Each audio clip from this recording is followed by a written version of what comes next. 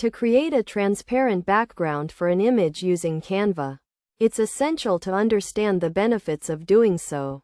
Having a transparent background is useful when designing websites or creating graphics that will be placed on top of other images, as it eliminates the white background and allows the image to blend in seamlessly.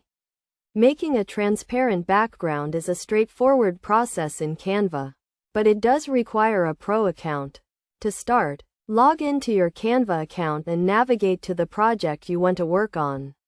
Make any necessary edits to the image, such as removing the background.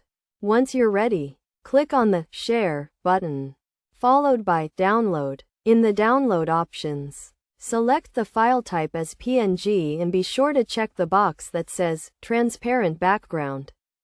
This is crucial, as it will allow the background to be transparent, rather than white. If you don't select this option, the image will download with a white background.